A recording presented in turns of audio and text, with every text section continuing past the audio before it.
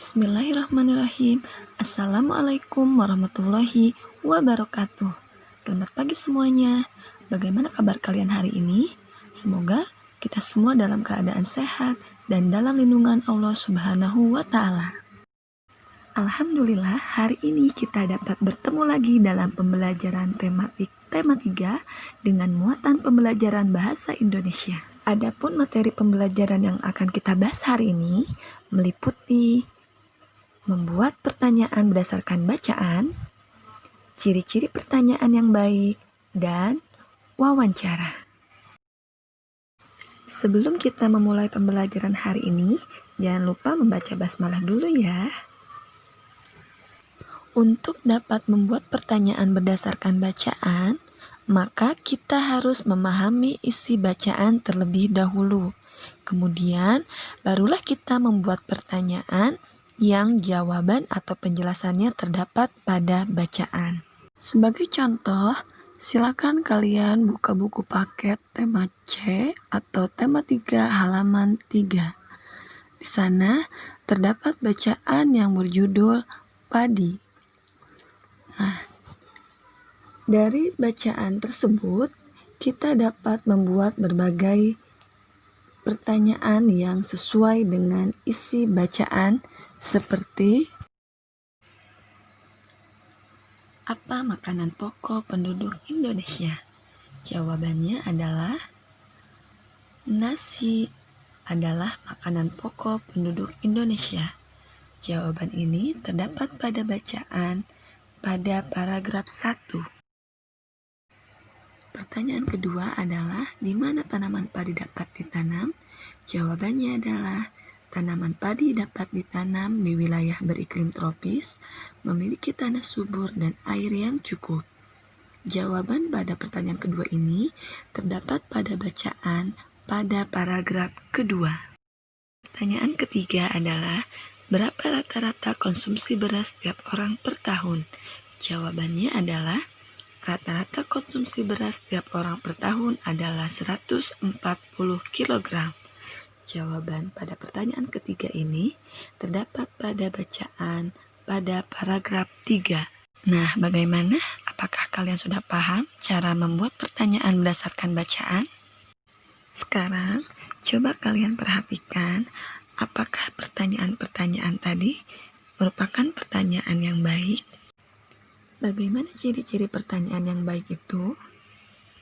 Ciri-ciri pertanyaan yang baik adalah pertanyaan sesuai dengan topik yang dibahas, hal yang ditanyakan fokus atau tepat sasaran, pertanyaan dapat digunakan untuk menggali informasi, jawaban dari pertanyaan yang diajukan bukan iya atau tidak, pertanyaan satu dengan yang lainnya saling berkesinambungan, kalimat tanya diawali dengan kata tanya seperti apa, di mana, dan lain-lain, dan yang terakhir, kalimat tanya disusun sesuai dengan ejaan bahasa Indonesia.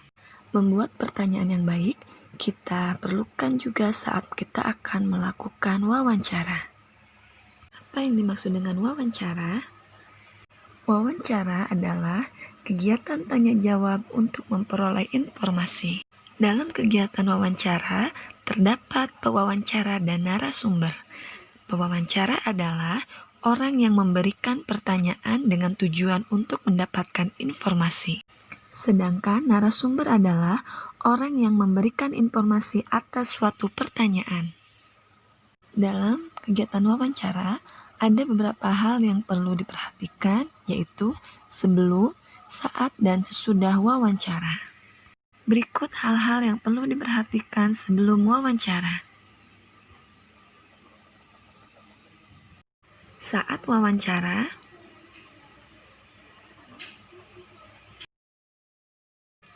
dan setelah wawancara. Perhatikan, berikut ini merupakan contoh kegiatan wawancara dengan narasumber seorang petani. Kami minta waktunya sebentar. Ini kami murid SMA Negeri 1 Kuala Pembuang ingin mewawancarai Bapak mengenai pembibitan padi mulai dari menanam benih sampai panennya, Pak. Boleh? Boleh. Sebelum kita lanjutkan wawancaranya, boleh kami tahu nama Bapak siapa? Nama saya Samsuni. Bapak Samsuni. Bapak ini udah bertani berapa lama, Pak? Sudah 3 tahun Ini Bapak bertani apa cuma bertani padi atau ada yang lain, Pak? tanam padi aja. Kalau prosesnya ini, Pak, untuk padi sendiri bagaimana prosesnya, Pak? Dari mulai pembibitannya hingga pemanenannya? Ya, pertama-tama kan ada 2 cara untuk menanam ini. Ada yang pakai semai, yang kedua itu pakai ya seperti taburan gitu. Nah, untuk pemeliharanya itu sekitar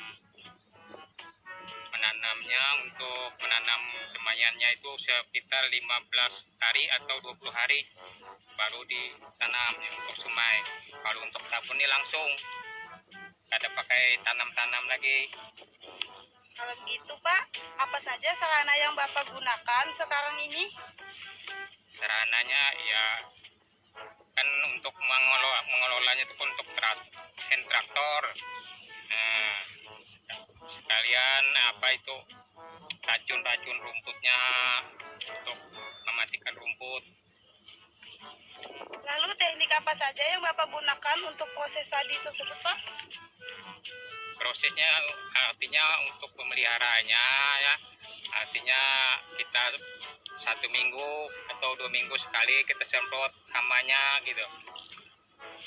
Kalau jarak antara setiap padi itu kira-kira berapa ya, Pak? Kalau pakai tabur ini nggak pakai jarak, kecuali pakai tanam sekitar 20 cm baru bagus gitu. Nah, kalau untuk ditanam.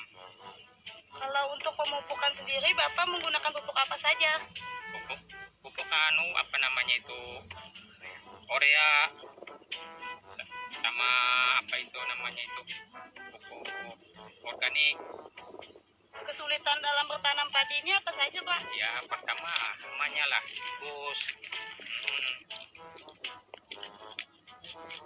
Untuk luas lahan ini kira-kira berapa ya, Pak? Kalau untuk pakai tabur 1 hektar itu bibitnya harus pakai 75 kilo tadi. Nah, untuk pemanenannya berapa lama, Pak? Kurang lebih 4,5 bulan sudah bisa panen. Ini kalau udah panen biasanya dikirim ke mana aja, Pak? Di sini aja. Kadang orang sapit atau yang beli.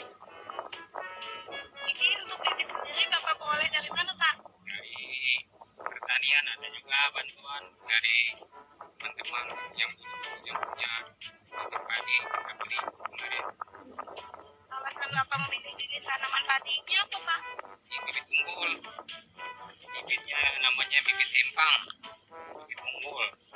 Racun apa saja yang Bapak gunakan untuk memberantas hama tersebut? Ya, biasanya kami di sini nih menggunakan racun spontan atau disis.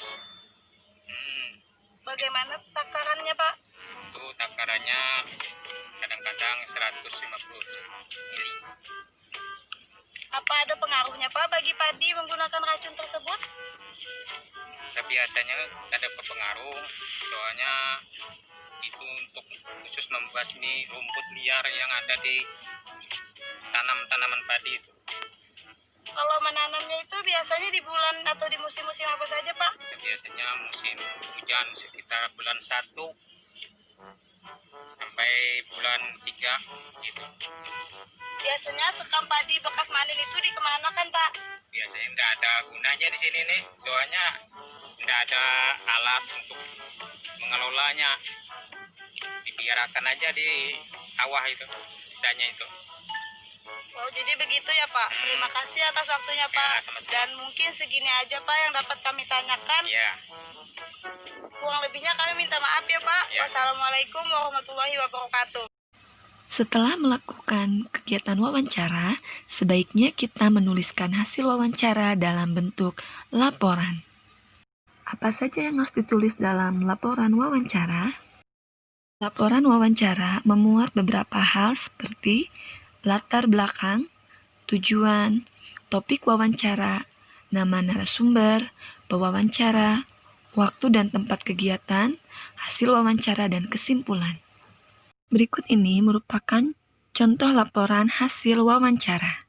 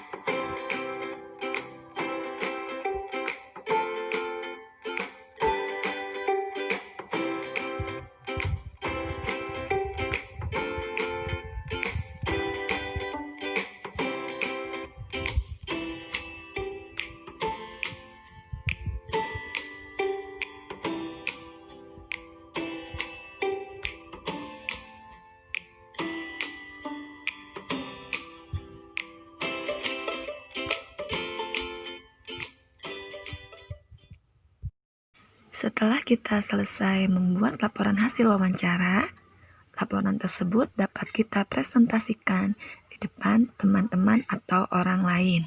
Hal-hal apa saja yang sebaiknya kalian sampaikan saat mempresentasikan laporan hasil wawancara? Hal-hal yang disampaikan saat presentasi adalah topik wawancara, identitas narasumber, waktu dan tempat pelaksanaan wawancara, informasi yang didapatkan dari hasil wawancara, kesimpulan wawancara, dan kritik serta saran tentang wawancara yang sudah dilakukan. Alhamdulillah, demikian materi yang dapat Ibu sampaikan pada hari ini. Semoga apa yang Ibu Guru sampaikan dapat dipahami dengan baik. Wassalamualaikum warahmatullahi wabarakatuh.